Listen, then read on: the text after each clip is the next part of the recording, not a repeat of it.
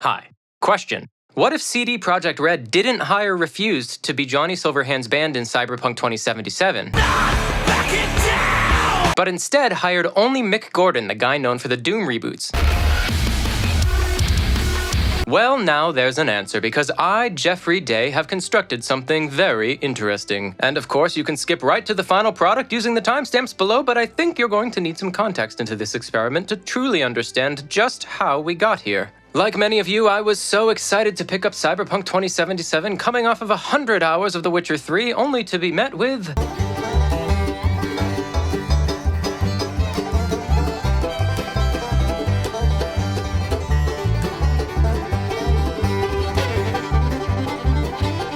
So I hung it up on the shelf, patiently waiting for the day that CDPR says it's reached the level of stability and quality they imagined when they had just started doing concept art for the game, all the way back in 1891. In the meantime, I've just been enjoying the music. Now, in Cyberpunk, there are two sides to the soundtrack. On one side, you have the cyber part from the OST, which is mostly, well, I'd call it down-tempo electronic, maybe synthwave, very similar in style to the Ghost Runner soundtrack, which is amazing, by the way. And on the other side, there's the punk part, represented mostly by Johnny Silverhand's fictional band, Samurai, played by the Swedish hardcore punk band, Refused. Thanks to one particularly popular YouTube comment, I decided it might be fun to take on the, I'd say, more challenging punk side of Cyberpunk, and hook up Samurai with a couple of BFGs, which of course stands for Beefy F***ing Guitars. In my last video, I asked about naming this genre, and I was toying with the idea of using Argent as a label in this video's title. But I asked you fine people how that would go down, and seems like the world isn't ready for it yet. All that means is that we'll do it next time. Can I just say, Kina straight up knocked it out of the park with this artwork. Splicing a marauder into the Samurai logo is pure genius, like absolutely tattoo-worthy. Go follow her on social media and say nice things. Stick around to the end of the video for some downloadable goodies, but right now it's time to watch me struggle to understand 90s punk culture.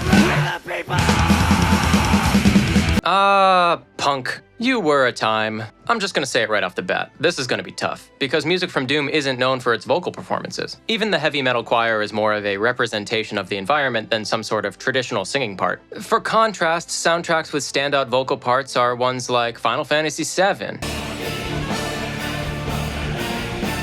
Or Skyrim.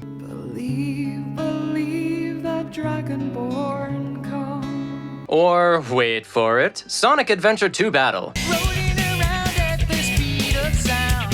Got places to go, gotta follow my rainbow. Ah, my greatest fear, that I may never love another as much as I love that one track from City Escape. Of course, that doesn't mean Doom 2016 couldn't have had a vocal-focused theme for the title card or something, but I assume that since it's heavy metal, the singer would be screaming, and that's not everyone's cup of tea. It's actually pretty smart that they didn't go out and hire some band. But when it came to Johnny Silverhand, CD Projekt Red truly did not care about your musical preferences. They time-traveled right back to the 90s and picked up a bona fide scream till your face hurts punk band. You know, from this era.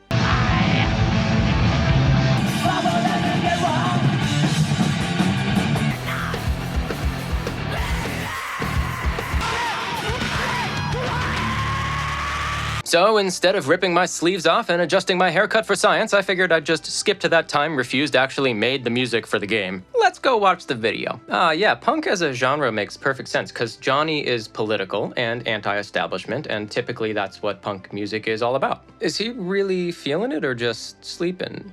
And that is the face of a man who prefers jazz. Vocally speaking, he's putting a ton of effort into sounding aggressive, even in a relaxed studio setting. Yep, I couldn't agree more that it feels way different to make music for a fictional character than a band, because it's not your style anymore when you're making music for a fictional character. So I guess it's pretty straightforward. Refused wrote some songs with lyrics that mean something in the game, they recorded the songs, they got some sweet album art, and then they were done. What would Mick Gordon do here? Obviously, Doom Guy wouldn't be performing in a band. I think, first of all, we'd have to assume that a doomified samurai song cannot be diegetic. So if music is diegetic, it means that the characters can actually hear the music, which is what's happening when Samurai plays in concert during Cyberpunk. All of Doom's music is underscored, which means that we as players can hear the music, but it doesn't actually exist in the world of the characters. I think it's safe to assume that Doom Guy is not listening to Super Gore Nest through his helmet earpiece. And because our version of the song will exist outside of the game's reality, it frees us from needing to care about whether or not it's something a band could play live. Well, that's good. And there's a whole bunch of things I want to try, so let's make some music. Hi, step into my office. I'm currently tackling Chippin In because I like it the best. But I do have one small problem though. I can't sing, and I definitely can't scream. Let's go! No. Someday, Geoff. Someday. I had to call up a friend to help out. This is Mark. Oh, hi, Mark. He makes music in a band called Corpseweed, and that Castlevania reference means you know it's good stuff. He graciously agreed to sacrifice some time away from his own projects and lay down some vocals for me. A few moments later. Ta-da! Vocals are in. See this here? This is a one-man heavy metal choir. Mark just did a bunch of takes of the exact same lines, but in different styles, so it sounds more like a crowd and less like 10 copies of the exact same person. I'm gonna do something a little different this time and come back when the project is done. The truth is, I have less of a plan for this one, so I need to do some experimentation. I'll do a demo reel when everything settles down. See you in a few days. Hi again, I'm back from my cave. What you're looking at here is pretty much a finished product. I did a lot of new sound design, so let me walk you through some of the cool stuff. Before I did anything with the song, I filled up my library with synth patch variations. Basically, I created one sound that sounded good, saved it, then changed one or two things about it, saved that, then repeated the process until I got tired. This way I could focus more later on arranging sounds than designing everything on the spot. For example, if I hadn't done that, I wouldn't have found this sound, which is 100% made from the noise generator and not even a regular wavetable.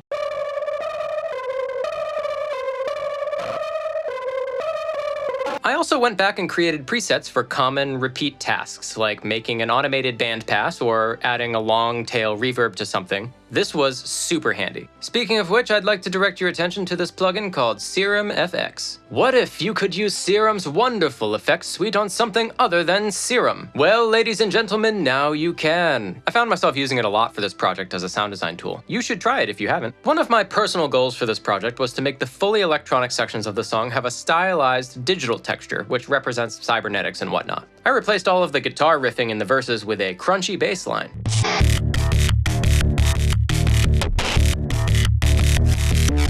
But the thing that gave the most character, I think, was that I bit crushed a snare just for the verses. This is something that I actually picked up from the Phobos bass track in Doom Eternal.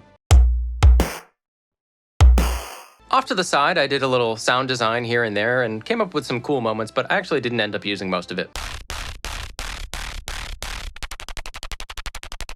Here's something that's hard to catch in the final mix. This is a synthesizer being run through my guitar amp.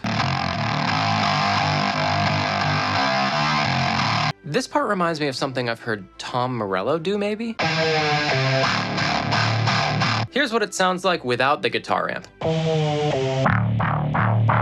The hard part is getting Serum to scratch and bend in the way that playing a guitar actually sounds. The amp and distortion just add texture and emphasize whatever you put in. Garbage in, garbage out, as they say. This whole section has no real guitars in it, and this nightmare is how I managed to make it sound even close to real. That's some AAA professional work. I even used the vocals for a little sound design. Turns out if I crossfade effectively, I can give Mark infinite lung capacity.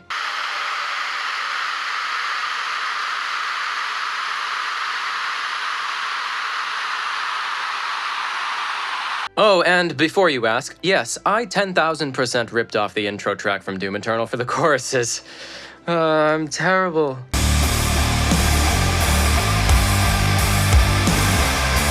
Look, I heard it, and then I couldn't unhear it, so I just went for it. Please forgive me. The whole time I was in the project, I couldn't stop thinking about this one piece of advice. I always try to say that, like, layering is the thing you do when you don't know what you're doing. You know what I mean? You're like, oh, I'm missing something. I might start adding more stuff. I tried to make my sounds count and not go down a rabbit hole if I found myself stacking. That being said, there were moments where layering was totally intentional and necessary.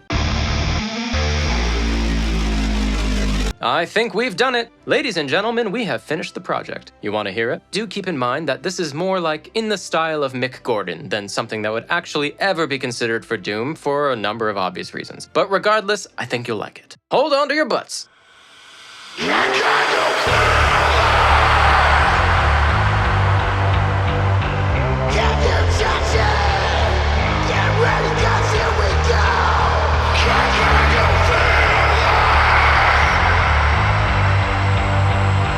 Get